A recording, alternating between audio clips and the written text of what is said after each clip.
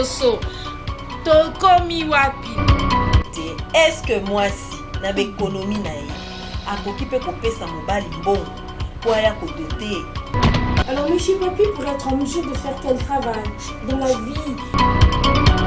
Voilà les raisons. Parce que la plupart des gens, ils parlent, mais ils ne savent pas quelles sont les véritables raisons. Voilà tout pour les sommaires. Mesdames, messieurs, bienvenue à cette revue de presse.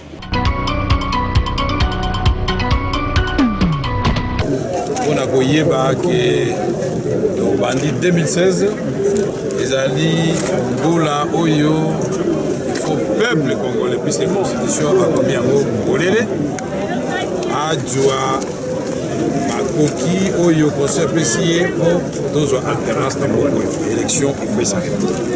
Et là, Kissi Boye, de revient à la déclaration. Et depuis 2012, pour voir sa comité de manœuvre pour l'élection salématique. Vous comprenez qu'il y a un entre l'inanition de l'État et la révision constitutionnelle.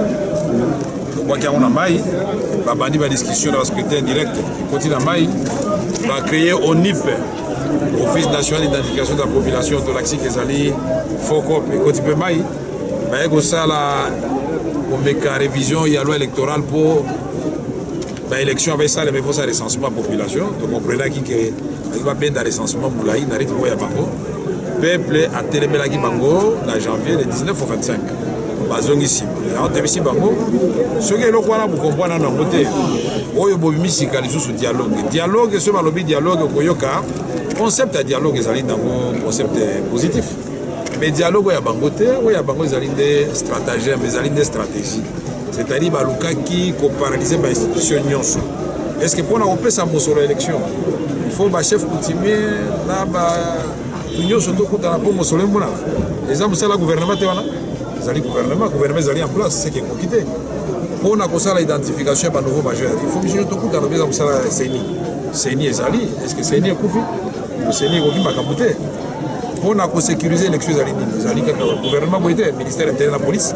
Il y a un lobby bazolo ba dialogue menacima et le dialogue bazoli nganini soto koti na kati ya salle ba kobengisa bato ebele oga motion banani balingi to changer constitution bise yoyo bino ko ganga ekomi trop tard et on lobby bonne chance biso to kota dialogue na binote bo sala OK tolingi okundolela biso mai o boaki ko sala susu lelo wana tuyaki kuna ko kebisa baimboka bayi te tokoti na mobu oyo esengeli moto nyonso miso ezala ya kofungwama toyebaki na eleko tokomi oyo makambo aponami esengelaki ezala nyonso esebongisami me lelo oyo esalemi te yango wana toyei koloba boye biso toboyi distraction wana oyo ya dialogue eza distraction toboyi distraction wana oyo ya dialogue ya modele na bango wana ya mibale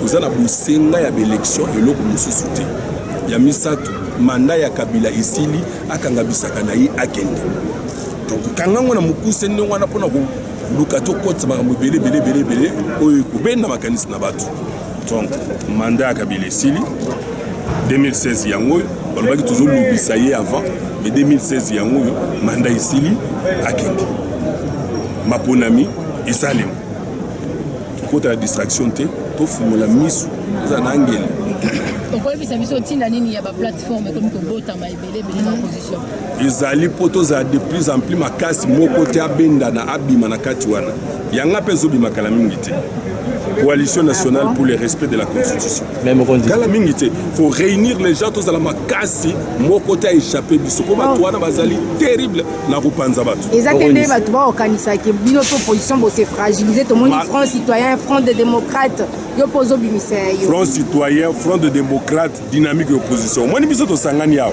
lobby lisusu ko ya awa to kozala awa na front citoyen lokuta na bango tozali plus ko ini maloyo so biso otiki Congo keiti to sala jamais violence comme arme politique oya biso to lobarande ka faire to lobande na to lobaka to respectaka nde ba principe démocratique mais mama ya mibeko yango monde pesa biso nguya ete soki omoni moto alingi akangama na bokonzi to te adirige mboko na kobukaka mama ya mibeko ifo botelemela ye bostope ye